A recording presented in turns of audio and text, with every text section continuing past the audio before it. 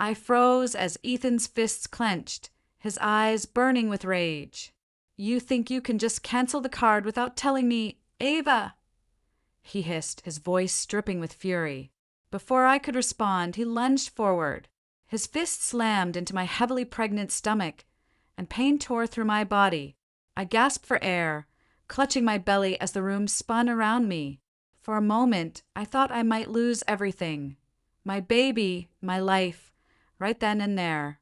But what happened next was even more terrifying. "Hello, my name is Ava, and I'm 36 years old." From the outside, my life seemed perfect.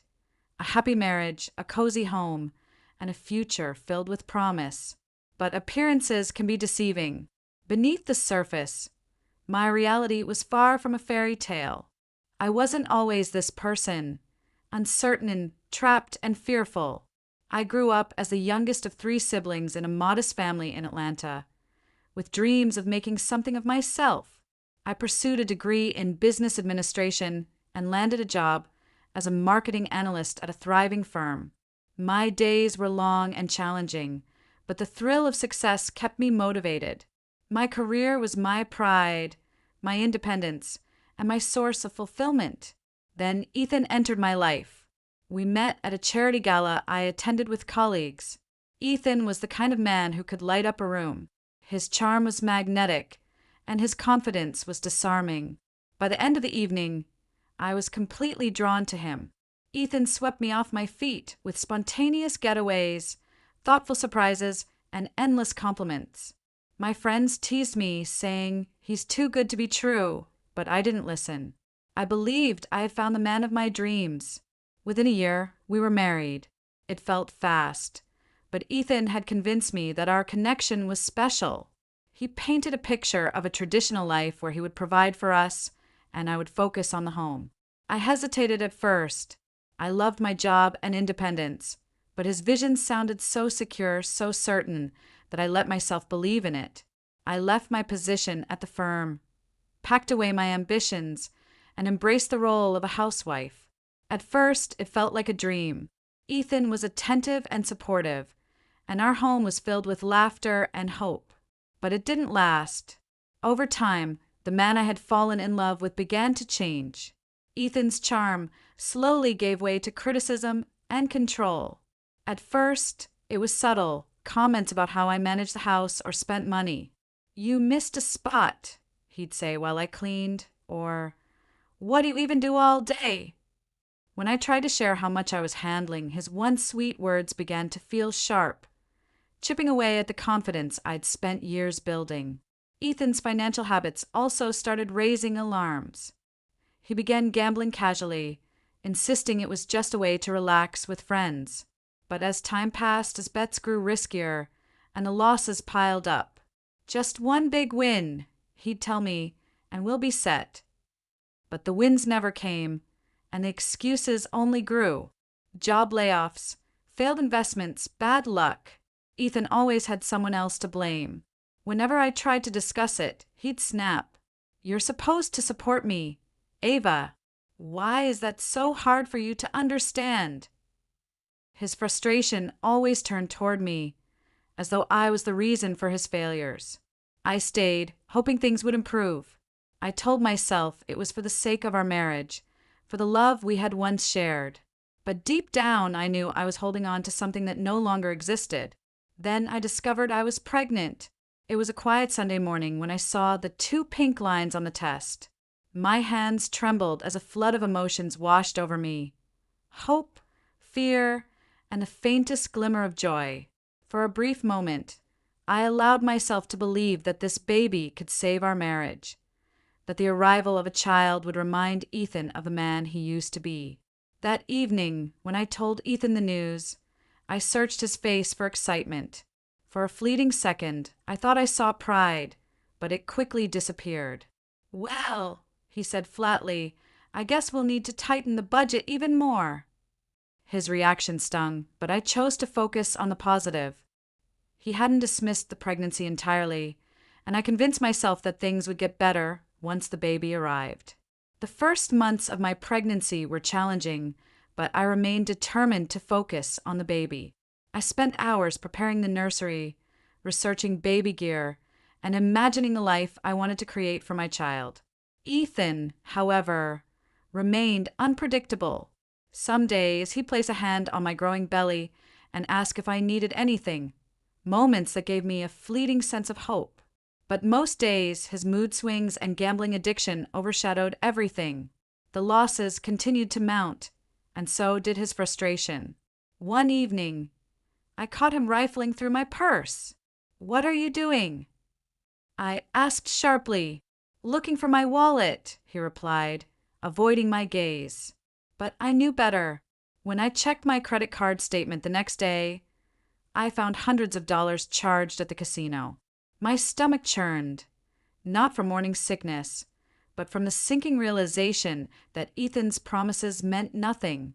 The tension reached a boiling point one afternoon when I noticed my credit card was missing. My heart sank as I searched the house, already knowing where it had gone. When Ethan returned that evening, I confronted him. "Where's my credit card, Ethan?" I demanded, trying to keep my voice steady. "How should I know?" he said, feigning innocence. "Don't lie to me." I snapped. "I checked the statements. You've spent $35,000 at the casino. How could you do this to us?" Ethan's face darkened, and his tone turned defensive. "You're making a big deal out of nothing." "I was going to win it all back," Ethan said, his voice filled with conviction. "Win it back." I repeated in disbelief. "You've put us in debt, Ethan. We're about to have a baby, and you've destroyed any financial stability we had." He scoffed, brushing past me like my words didn't matter. "I'll fix it. Just stay out of my way." That night, I made a decision I never thought I'd have to make. I called the credit card company and froze the account. It was the only way to protect what little financial security we had left. For the next few days, Ethan barely spoke to me. His silence wasn't apologetic. It was menacing. The air in the house felt heavy, and I could sense his simmering anger every time he looked at me. One evening, as I folded tiny baby clothes in the nursery, he stormed in, his face twisted with rage. "You froze the card," he said, his voice low and cold. "Yes, Ethan," I replied, forcing myself to remain calm. "I had to. You've already spent $35,000 on gambling. I couldn't let you ruin us any further." "You think you can control me," he spat, stepping closer. "You think you're in charge now." "This isn't about control," I said, my voice trembling. "It's about protecting our baby.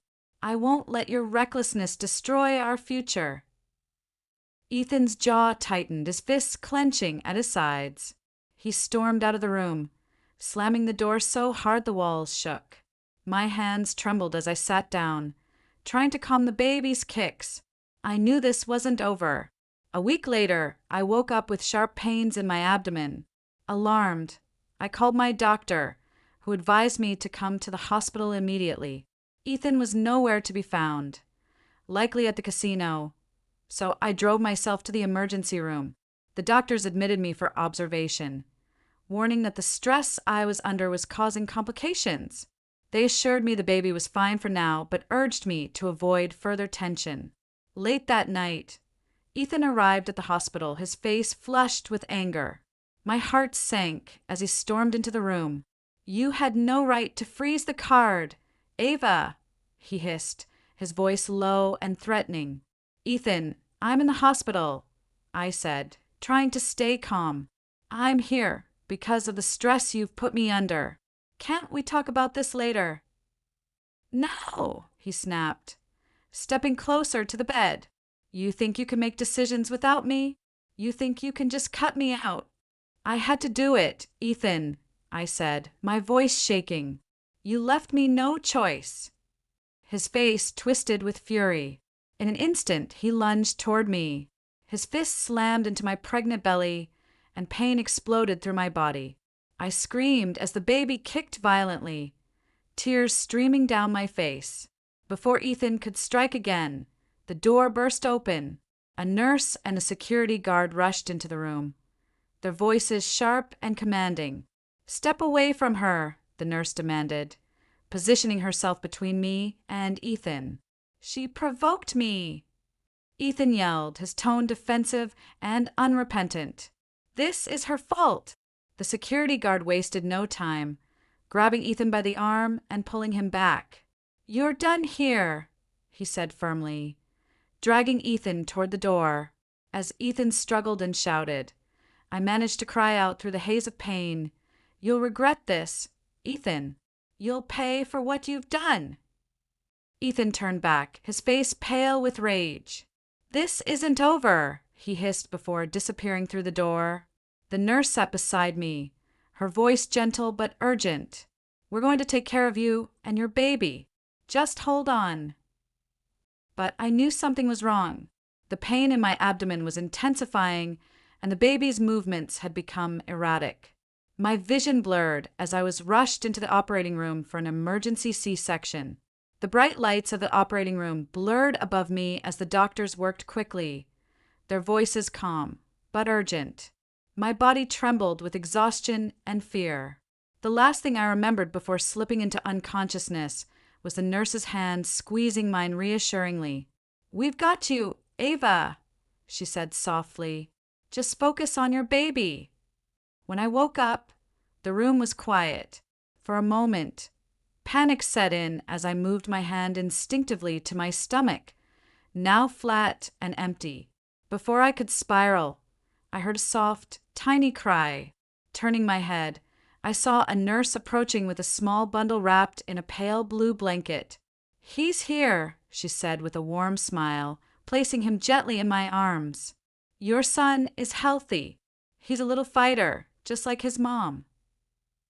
Tears streamed down my face as I held him close, his tiny fingers curling around mine. In that moment, I knew I had to protect him at all costs. Ethan's abuse and rage would no longer have any place in our lives. In the days that followed, my parents arrived at the hospital, devastated to hear what had happened. My mother sat beside me, her eyes filled with both sorrow and determination. "You don't have to go back to him, Ava," she said. "You and your son can stay with us. We'll help you through this." Their support gave me the strength I needed to take the next step. I contacted a lawyer, Rachel, who specialized in domestic violence cases. I recounted everything: Ethan's gambling addiction, the financial abuse, and the violent attack in the hospital. Rachel listened intently, her expression serious but reassuring. "We have a strong case," she said. "Between the hospital staff's testimony, your medical records, and the financial evidence, we can ensure Ethan is held accountable for his actions." Over the next few weeks, Rachel worked tirelessly to build the case.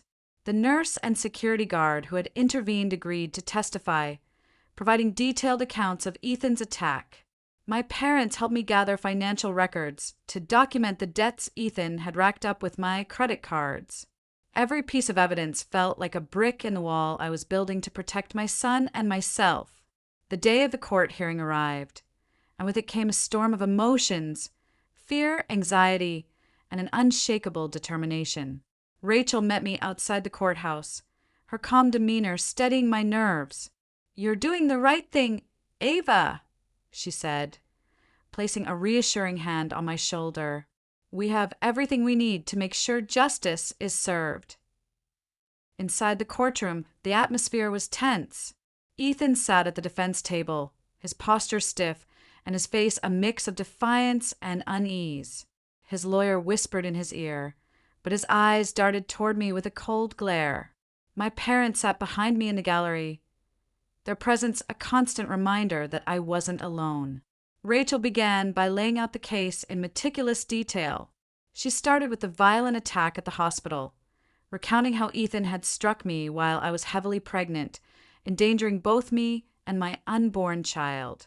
She called the nurse and security guard to the stand, their testimonies painting a vivid and damning picture. "He was shouting and aggressive," the nurse testified, her voice steady. "I saw him strike her stomach. It was horrifying. She was clearly in distress." The security guard followed with his account, equally powerful. I had to physically remove him from the room. His behavior was completely out of control and posed a direct threat. Rachel presented my medical records next, documenting the emergency C-section and the injuries I had sustained. Photos of my bruises were shown to the court, stark evidence of the abuse I had endured. Rachel then shifted the focus to Ethan's financial recklessness. She presented bank statements and credit card records, detailing the $35,000 in gambling debts he had racked up. This isn't just a case of domestic violence, Rachel argued. It's a pattern of control, emotional, financial, and physical abuse. Ethan's lawyer tried to paint the gambling as a minor lapse in judgment, claiming he had apologized and was working to make amends. But Rachel was unrelenting. She pointed out Ethan's history of blaming others for his failures and highlighted the financial strain he had placed on our family. "This is not an isolated mistake," Rachel said firmly. "This is a man who repeatedly prioritized his own desires over the well-being of his wife and unborn child." When Ethan took the stand, his confidence wavered. He tried to shift the blame onto me, claiming I was controlling and that freezing the credit card was a deliberate attempt to sabotage him. Rachel's cross-examination was precise and unforgiving. "You struck your pregnant wife in the hospital, didn't you?" she asked, her voice sharp. Ethan hesitated, then muttered, "I was angry. She provoked me." Rachel's expression hardened. "So your response to anger is violence? Is that what you're saying?" Ethan stammered, trying to backtrack, but his silence spoke louder than any excuse he could muster. After hours of testimony and deliberation, the judge delivered the verdict. The courtroom fell silent as the judge's voice rang out. "Ethan Carter is found guilty of domestic violence, assault, and financial abuse," the judge declared. "He is sentenced to 18 months in prison and ordered to pay monthly child support for the upbringing of his son. Additionally, he will pay restitution for the medical expenses incurred due to his actions." Ethan's face drained of color as the reality of his sentence sank in. The gavel struck, and a weight lifted off my shoulders. Justice had been served. As I stepped out of the courthouse, a wave of relief washed over me. My parents hugged me tightly, their pride and support giving me strength. "You did it, Ava," my father said. "You fought for yourself and your son." Back at my parents' home, I began the process of rebuilding my life. With their support, I found a safe space to heal and focus on my son. I started exploring work opportunities, eventually landing a remote position as a marketing consultant. My first paycheck felt like a milestone, not just financially, but as a symbol of my independence. Each day, I grew stronger. My son's tiny smiles became my beacon of hope, reminding me that I had made the right choice. The shadows of Ethan's abuse no longer loomed over us. This was a fresh start, a life where we could thrive without fear. Thank you for reading. If this story inspired you, please like, comment, and subscribe to my channel. Don't forget to hit the bell icon for updates. See you in the next video.